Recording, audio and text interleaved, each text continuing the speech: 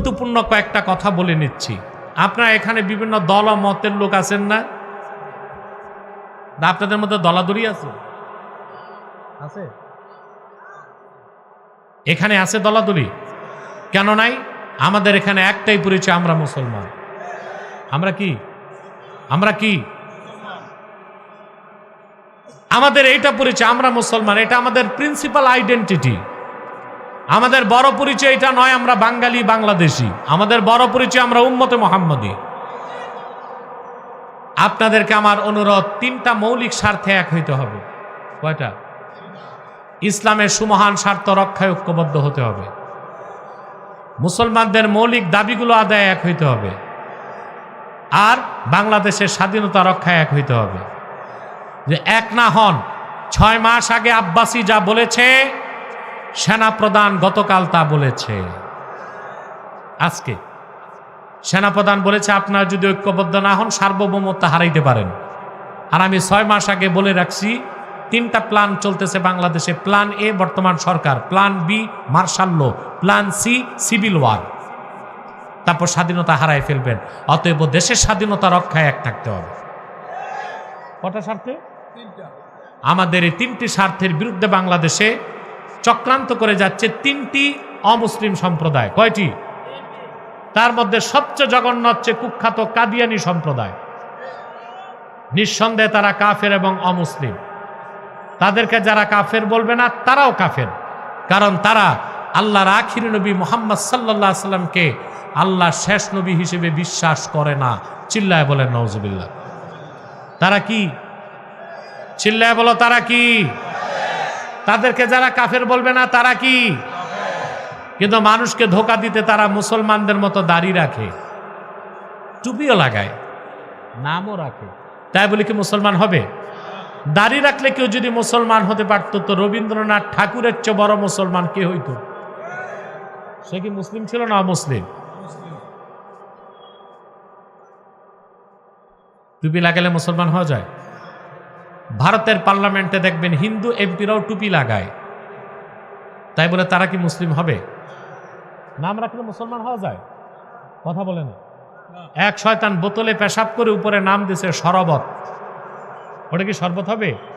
তদ্রুপ কাদিয়ানিরা কাফের। আব্দুল আউয়াল, আব্দুল সামাদ, মুবাশশির আলী, কবির চৌধুরী, শাহরিয়ার কবির আর নিঝুম মজুমদার, এসব নাম রাখার দ্বারা তারা মুসলমান হতে পারে না।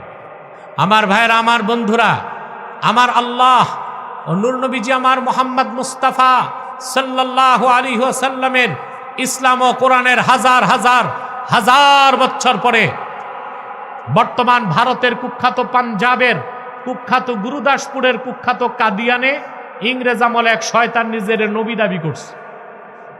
চিল্লায় বলেন নাউজুবিল্লাহ। শয়তানটার নাম রেখেছিল তার বাপ মির্জা গোলাম আহমদ কাদিয়ানি।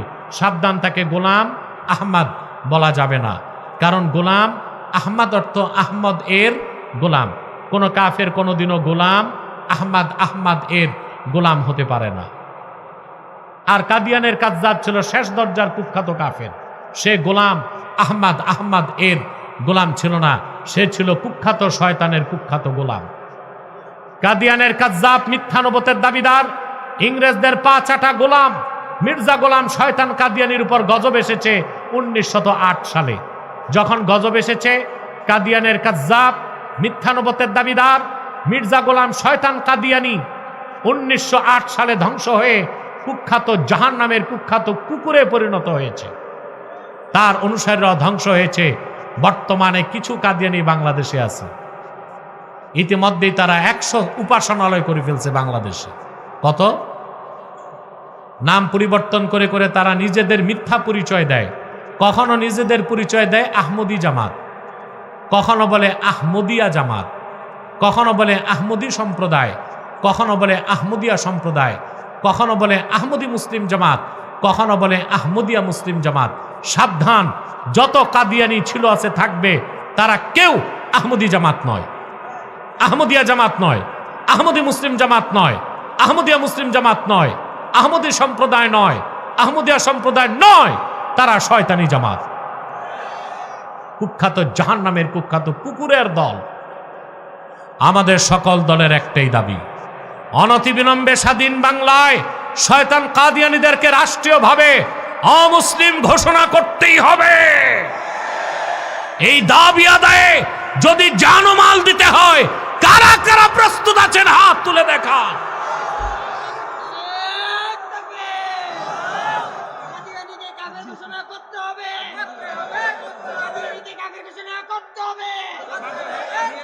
আছে রংপুরে কথা বুঝতে পেরেছেন? 100 সেন্টার তারা করে ফেলেছে। আপনাদের রংপুরের শহরতলিতে সেন্টার করছে, এই জন্য আপনাদের সতর্ক করে দিলাম। হ্যাঁ, লালমনিরহাটেও আছে।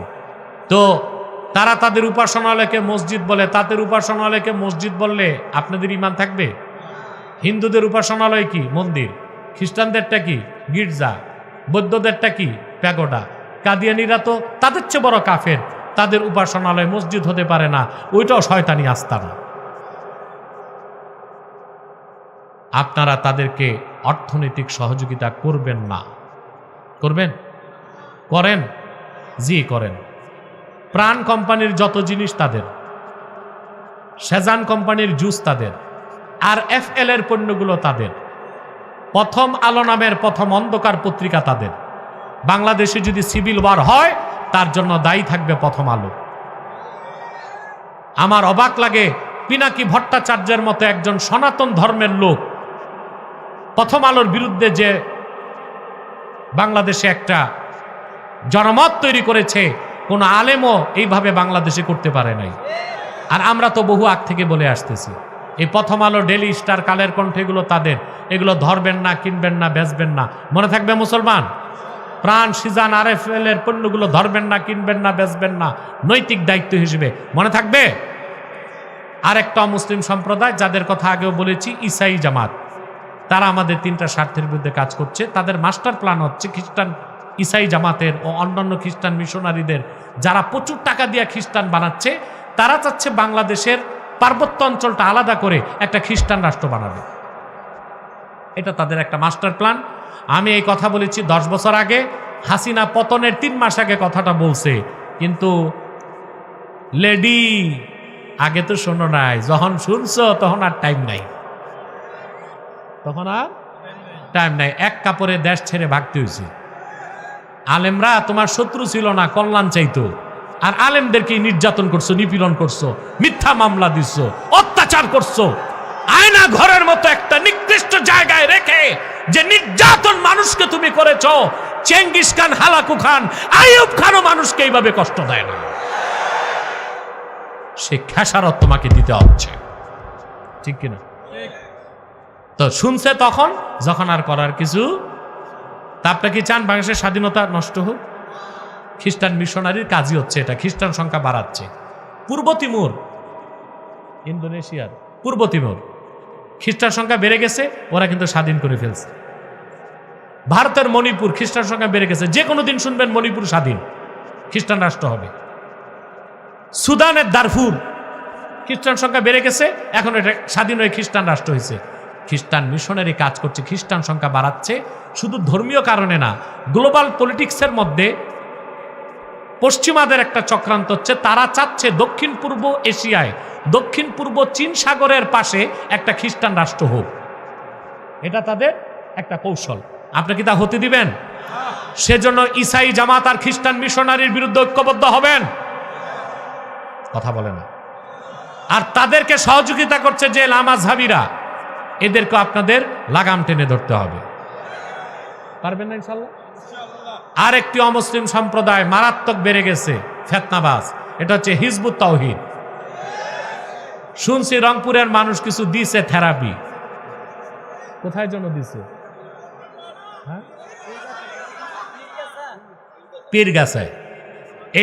এটাই ঔষধ, এটাই বড় ঔষধ। থেরাপির উপরে কোনো ঔষধ নাই। এদের কাজ হচ্ছে একটাই, এরা নামাজ বলে না, বলে নোমাজ, কিতাব বলে না কেতাব, ইসলাম বলে না ইসলাম, পরিভাষাগুলি বদলায় দিচ্ছে। তো ইসলামের কত বড় শত্রু তারা। ইসলাম বলে না, কি বলে? ইসলাম। নামাজ বলে না, বলে নোমাজ, কিতাব বলে না, বলে কেতাব। আর বলে কিসের দজ্জাল? আমেরিকায় তো দজ্জাল। তারপর বলে নামাজ হচ্ছে অ্যাজ লাইক এক্সারসাইজ, ব্যায়াম। ওযু থাকলেও হবে, না থাকলেও হবে। এরপর এদের বিশ্বাস ছেলে মেয়ে যদি রাজি থাকে বিবাহ বহির্ভূত ফিজিক্যাল রিলেশন করতে পারে। এই হিজবুত তাওহীদ যে একটা ফেতনাবাজ বাতিল ফেরকা, একটি অমুসলিম ফেরকা, সন্দেহ আছে? কথা বলে না। আরেকটা এজেন্ডা তারা নিছে, তাদের প্রচার হচ্ছে যত আলেম পীর মাশায়েখ দেশে সব ধর্ম ব্যবসায়ী, অর্থাৎ ওলামায়ে কেরাম থেকে জাতিকে আলাদা করে দাও।